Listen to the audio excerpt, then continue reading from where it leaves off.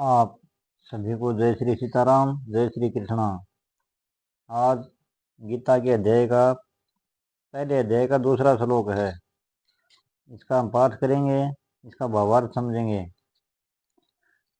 ये स्वामी श्री राम सुखदास जी महाराज द्वारा लिखी गई है साधक संजीवनी। इसमें से पढ़ते हैं। आइए आज का पाठ शुरू करते हैं।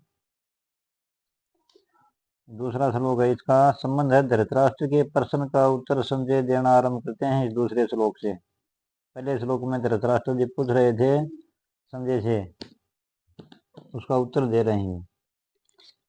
आइए शुरू करते हैं। संजय बोले, दृष्ट्वा तु पांडवानेकं व्यूढ़ं दुर्योधन तदा आचार्यम् उपसंगमय राजा वचनम अब्रवीत। कठिन शब्दों के अर्थ हैं तदा, तदा उस समय, व्यूढ़म वज्र व्यूह से खड़ी हुई, पांडवानिकम पांडव सेना को दृष्टवा देखकर तू और आचार्यम द्रोणाचार्य के उपसंगमय पास जाकर राजा राजा दुर्योधन दुर्योधन वचन वचन अब्रवीत बोला। इसकी व्याख्या है, उस समय वज्रव्यूह से खड़ी हुई पांडव सेना को देखकर और द्रोणाचार्य के पास जाकर राजा दुर्योधन ये वचन बोला।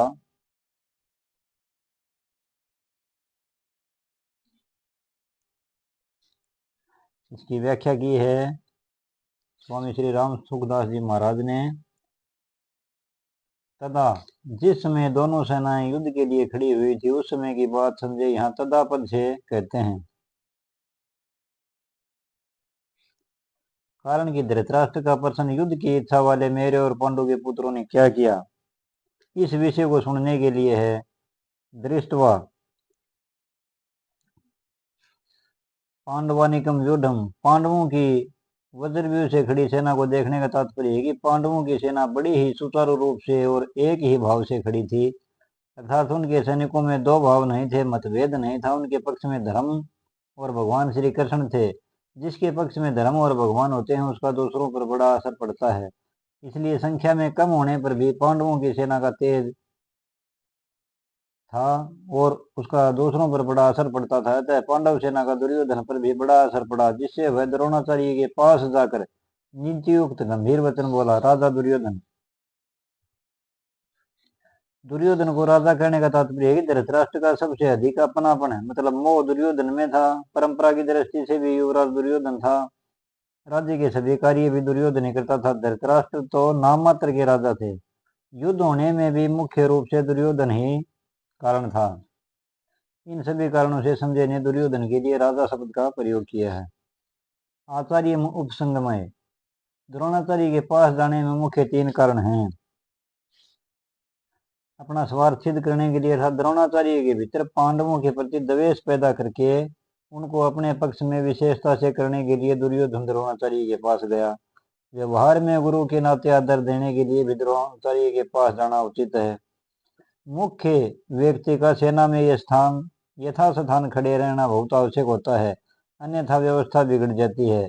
इसलिए दुर्योधन का द्रोणाचार्य के पास खुद जाना उचित ही था। यहाँ शंका होती है कि दुर्योधन तो पितामह भीष्म के पास जाना चाहिए था, जो कि सेनापति थे, पर दुर्योधन गुरु द्रोणाचार्य के पास ही क्यों गए?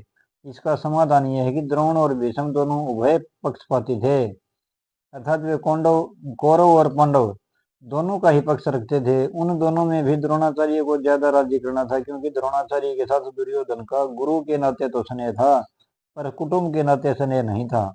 और अर्जुन पर द्रोणाचार्य की विशेष कृपा थी, तो उनको राजी करने के लिए दुर्योधन का उनके पास जाना ही उचित था। व्यवहार में भी ये देखा जाता है कि जिसके साथ स्नेह नहीं है उससे अपना स्वार्थ सिद्ध करने के लिए मनुष्य उसको ज्यादा आदर देकर राजी करता है। दुर्योधन के मन में ये विश्वास था कि भीष्म जी तो हमारे दादा हैं, उनके पास जाऊं चाहे न जाऊं कोई बात नहीं, न जाने से अगर वे नाराज भी हो जाएंगे तो मना लेंगे। कारण कि पिता में भीष्म के साथ दुर्योधन का कौटुंबिक संबंध और स्नेह था ही, भीष्म का भी उसके साथ कौटुंबिक संबंध और स्नेह था। इसलिए भीष्म जी ने दुर्योधन को राजी करने के लिए जोर से शंख बजाया।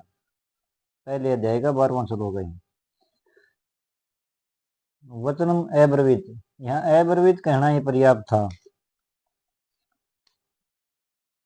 क्योंकि अब्रवीत क्रिया के अंतर्गत ही वचनम आ जाता था। दुर्योधन बोलेगा तो वचन ही बोलेगा, इसलिए यहाँ वचनम शब्द की आवश्यकता नहीं। फिर भी वचनम शब्द देने का तात्पर्य है कि दुर्योधन नीति युक्त गंभीर वचन बोलता है, जिससे द्रोणाचार्य के मन में पांडवों के प्रति द्वेष पैदा हो जाए और वे हमारे ही पक्ष में रहते हुए ठीक तरह से युद्ध करें, जिससे हमारी विजय हो जाए, हमारा स्वार्थ सिद्ध हो जाए। ये था जी आज का पाठ। अगर वीडियो पसंद आए तो कृपया लाइक शेयर सब्सक्राइब जरूर कर दें जी। पसंद नहीं भी आए तो भी कमेंट में जय श्री कृष्णा जरूर लिख देंगे जी। आप सबका धन्यवाद।